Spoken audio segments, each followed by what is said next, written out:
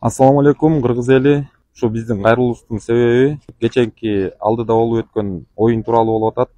Ошол жерде баягы биз Ошто жүргөндө, оюн бүткөндөн кийин ызы чуунун аркасынан биздин ушу Талас жергесиндеги өзүбүздүн инилерибиз туура эмес жолго барып, ошол тууралуу биз бир аз кайрылуу жазып атабыз. Ушул жака туура эмес маалыматтар жеткен, анткени улакчыларды Оштон сабап аябай уру тепкиге алды деп туура эмес маалыматтар жетип, ошол тараптан бул жакта биздин инилерибиз ушундай бир жолго барып калыптыр, баягы жаштык болуп, сиздерден баягы туура эмес маалымат таралган үчүн ушул ишке барды. Ошондуктан баягы бардыгы өз жайында, биз деле Кудайга шүгүр жакшы бардыгы, эми баягы түшүнбөстүк оюнда болуп турат. Ошондуктан баягы кайрылууга туура келип атат. Эки элдин ортосунда баягы ынтымак болуш керек, биримдик болуш керек. Ассаламу алейкум, урматтуу биздин кыргызстандыктар жана кыргыз элим. Биз кече ушул Ош жергесинде оюнда болдук. Ошол оюн бүткөндөн кийин бир кандайдыр түшүнбөс нерселер болуп кетти. Ал жактан туура эмес маалыматтарды угуп, бул жактан биздин инилерибиз кичине кызыгандырып калдырып, туура эмес иштерге кадамдарга барып коюптур. Эл өкүлдөрүнө кайрылат элек, ошондой эле биздин ажыбызга ушул балдарды бошотуп берип коюңуздар суранабыз. Биз биримдиктебиз, бир элбиз, биз Кыргызстанбыз. Салам алейкум, урматтуу кыргыз элим, урматтуу Садыр Нуркожоевич, урматтуу Камшыбек Кыдыршаевич. Бул жерде чогулганын максаты биринчиден мыйзамдуу тынч митинг. Ушул камалган балдарды үй камагына чыгарып бериңиздер, өтүнөбүз. Кыргыз Республикасынын мыйзамында кандай кылып жаза болгон болсо, ошол жазаны жеңилирээк кылып үй камагына чыгарып бериңиздер, өтүнөбүз. Ата энеси, бир туугандар, жаштар баары турат. Мен атайын Бишкектен келдим. Жарандык активист Токтогул Бакмарат болом.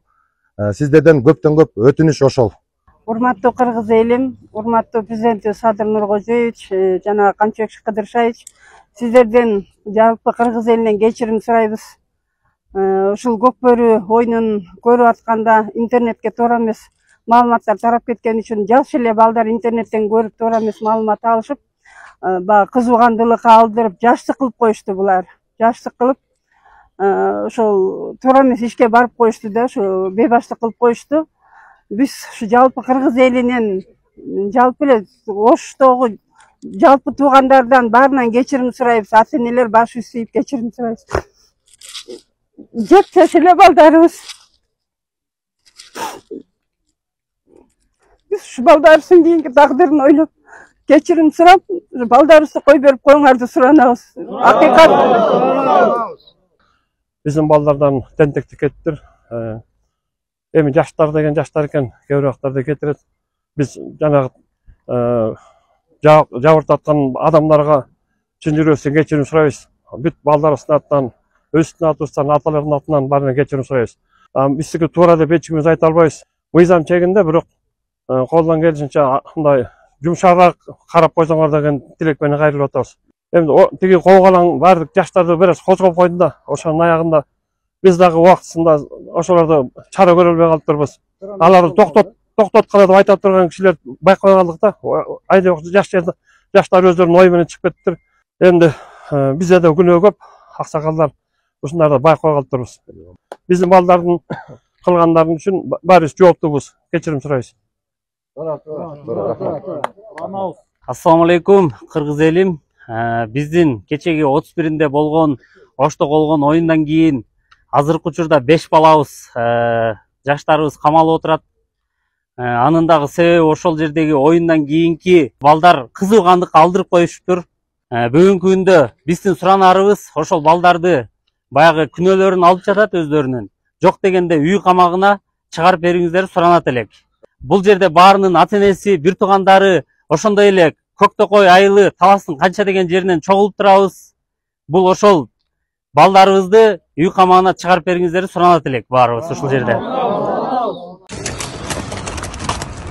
Урматтуу аксакалдар, баракелер, урматтуу болбондар, көкбөрүчүлөр, меймандар, мына азыр кичине бир сый томактан чыктык. Биздин кичине бир өзүбүздүн кичине белегибиз бар эле, ошого чейин бир эки ооз алуу сөз. Мына кече күнү жалпы кыргыз элибиз ушу эгемендүүлүк майрамын аябай кубанып майрамдадык. Ушу эгемендүүлүк майрамыбыз кут болсун. жалпы Кыргыз элинин байрагы түбөлүккө желбиресине. Şu egемендүүлүккө бүгүнкүдө мына балбандар. Таяктастар. Келиңиздер, жакыныраак турсаңыздар. Şu бүгүнкү ушундай бир көкбөрүчүлөрдүн атам замандан илгерки батырдын потиле азыр биздин балбандарыбыз да ушулардын эмгеги менен жетип келдик. Şu egемендүүлүк күнүбүз, мамлекеттүүлүгүбүз түбөлүк болсун. Şu балбандарга бир болча куттап коелу майрам менен. Ана биз мына 2 жыл мурун биздин Кыргыз элинин сыймыгы болгон Манас балбаныбыз бар, катып турат. Şu таласына барып бир ат мингизип, башына калпак кийгизип бир сыйладыңыздар эле. Ошону бир таластан чыккан азыркы мына Кыргыз элинин сыймыгы. Бардыгы şu өмүрбекти көрүп алып, жаштар ушундай болсо экен деп аракет кылат бүгүнкү күнү. Şu өмүрбекке мингизип бир башына калпак кийгизип коелу, кандай дейсиздер?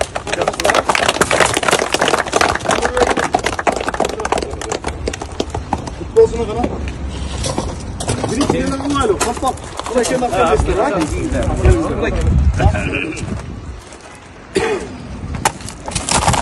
а? Başımın hiç kaçan düşmesin elim ha.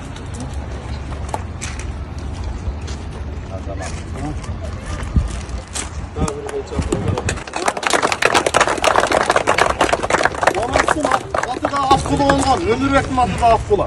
Bana tut. En жақсы.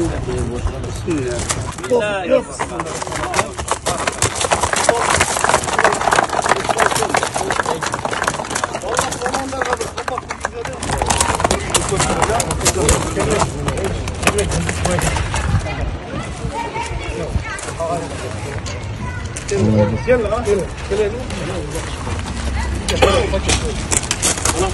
Gidiyor.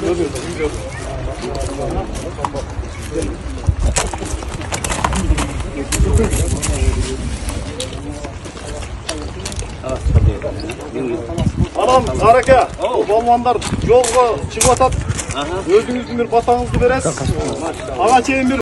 Мен кыргызмын таластан, ордо курган Манасхан, элим бүтүн болсун деп, барын тегиз караган. Мен оштомун, кыргызмын, ак буранын боюнда, алайлыктар калканым Сулайман тоо койнунда. Эт жегени келгиле, мен нарынга чакырам, төрүмгенен дил таза, кымыз берип жапырам. Жалалабад мен шарым, жала айтсаң тилгесем, кыргыз жеринин топурагы алтын болуду билбесең. Мен чүйдөмүн, мен үйдөмүн, мен жерим Кыргызстан, бийлик издеп келгендерди эшик ачып узатам. Мен Баткен чегинен, Айгүлгүлдүн жеринен, Өрүкзардын кожоюну бышыктыгын жеримен. Мен чоңойдум төрдө, ысык көлдө, Манасчылар мекенинде каркырамды бөлбө. Түндү келип күн ортосун барын кыргыз каныңар. Алакандай элибизди бөлүп жарчу кимиң бар?